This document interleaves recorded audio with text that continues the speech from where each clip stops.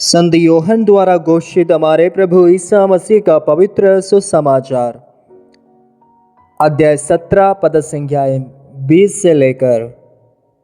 मैं न केवल उनके लिए विनती करता हूँ बल्कि उनके लिए भी जो उनकी शिक्षा सुनकर मुझ में विश्वास करेंगे, सबके सब एक हो जाए। पिता, जिस तरह तू मुझ में है और मैं तुझ में, उसी तरह वे भी हम में एक हो जाए, जिससे संसार यह विश्वास करे कि तूने मुझे भेजा।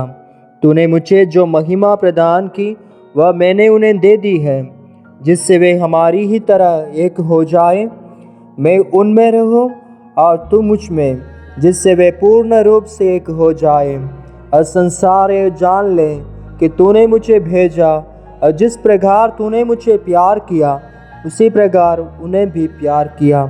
पिता, मैं चाहता हूँ कि तूने जिन्हें मुझे सौंपा है वे जहाँ मैं हूँ मेरे साथ रहें, जिससे वे मेरी महिमा देख सकें जिसे तूने मुझे प्रदान किया है, क्योंकि तूने संसार की सृष्टि से पहले मुझे प्यार किया।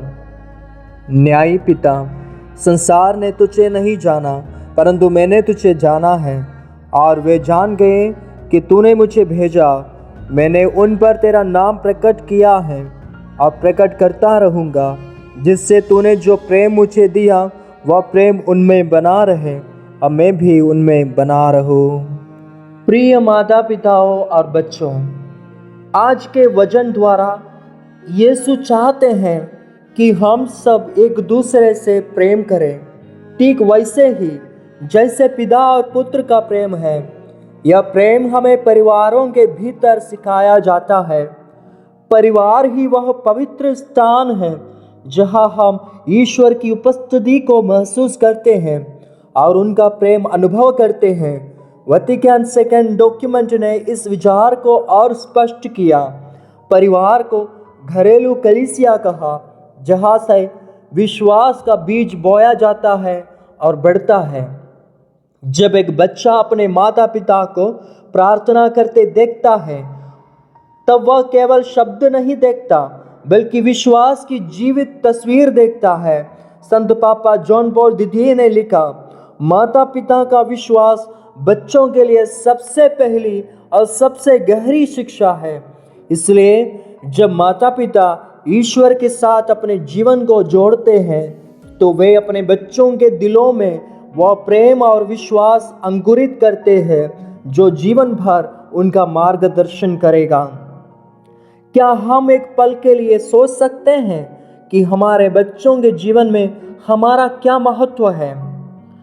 जब हम उनके साथ बैठकर प्रार्थना करते हैं, उनकी परेशानियों में उनका हाथ थामते हैं और उन्हें प्रेम पूर्वक गले लगाते हैं, तब वे ईश्वर के चेहरे को हमारे माध्यम से देखते हैं। संत पापा फ्रांसिस ने कहा था कि जब बच्चे अपने परिवार में प्रेम और शांति का अनुभव करते हैं तो वे ईश्वर को जानने के करीब आते हैं।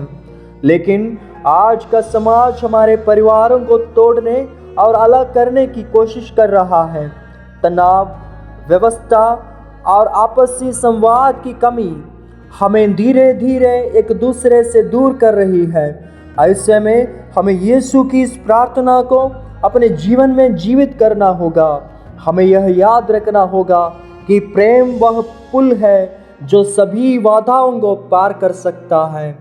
प्यारे माता पिता, जब आप अपने बच्चों के साथ समय बिताते हैं तो वह केवल उनके साथ खेलना नहीं बल्कि उनके भीतर विश्वास और आत्मविश्वास का निर्माण करना होता है।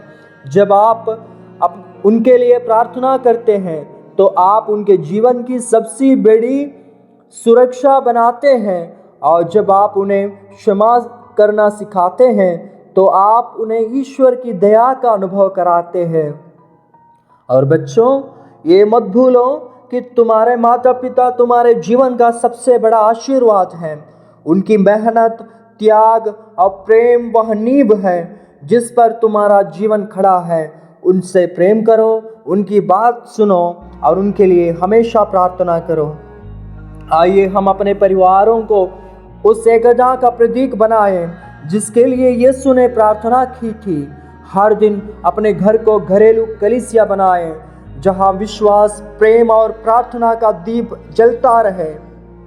जब हम एक दूसरे को माफ करेंगे, साथ में प्रार्थना करेंगे और एक दूसरे के लिए त्याग करेंगे, तभी यीशु की यह प्रार्थना हमारे जीवन में साकार होगी। आइए हम इस संदेश को अपनाएं और अपने परिवारों को एकता और प्रेम का आदर्श बनाएं।